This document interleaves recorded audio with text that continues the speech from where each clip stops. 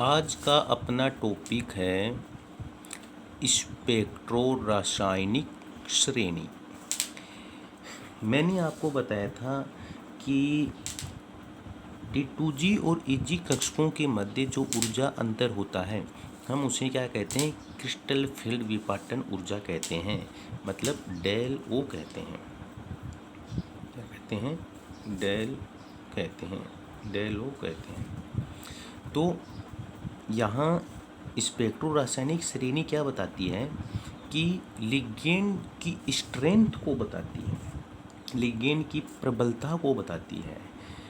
मैंने आपको बताया दुर्बल लिगेंड, प्रबल लिगेंड, वीबीटी के बाद वीबीटी में अपन ने देखा था दुर्बल लिगेंड क्या होते हैं, प्रबल क्या होते हैं। तो वास्तव में दुर्बल और प्रबल लिगेंड क्या है, इस बात को वीबीटी एक्सप्लेन नहीं कर पाती है, सीएफटी इस बात को एक्सप्लेन करती है। मतलब ये एक वीबीटी की कमी थी कि दुर्बल और प्रबल लिगेंड क्या है, लेकिन इस चीज़ को सीएफटी एक्सप्लेन करती है।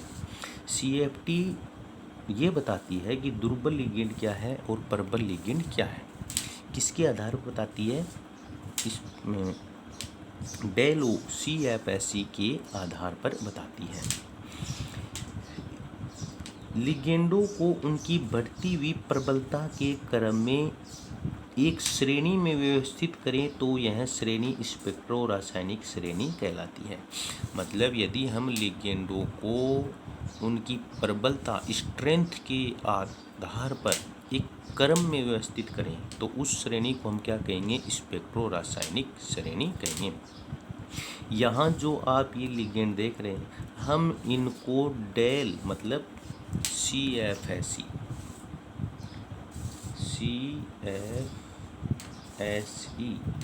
के बढ़ते क्रम में व्यवस्थित कर रहे हैं।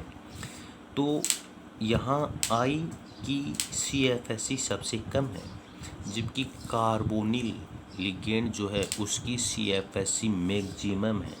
तो हम ये कह सकते हैं कि कार्बोनिल सबसे प्रबल लिगेंड है, जबकि I जो है, आयोडो जो है वो क्या है, सबसे कम दुर्बल लिगेंड है। तो स्पेक्ट्रो रासायनिक श्रेणी क्या है? जब लिगेंडों को उनकी बढ़ती हुई प्रबलता या CFSE क्रम में व्यवस्थित करते हैं तो प्राप्त श्रेणी स्पेक्ट्रो रासायनिक श्रेणी कहलाती है।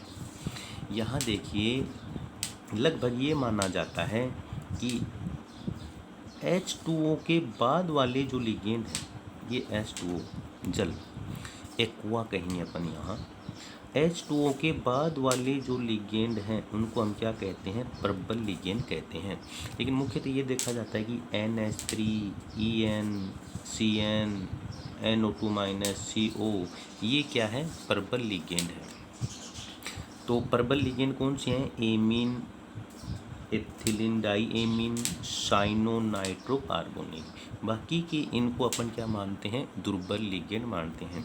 तो देखिए वीबीटी हो या सीएफटी हो, वहाँ लिगेंडों की जो नेचर है, प्रबलता है, काफ़ी महत्व रखती है।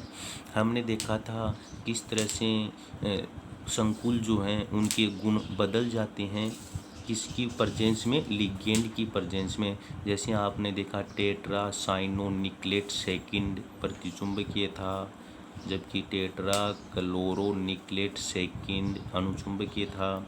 उनमें संकरण अलग हो जाता है, ज्यामिति अलग हो जाती है। ये सब किसके कारण था? लिगेंडों की प्रकृति के कारण था। तो स्पेक्ट्रो रासायनिक श्रेणी काफ़ी इम्पोर्टेंट है CFT और VBT में। अपन को कम से कम इतना पता होना चाहिए कि लिगेंड दुर्बल है कि प्रबल है।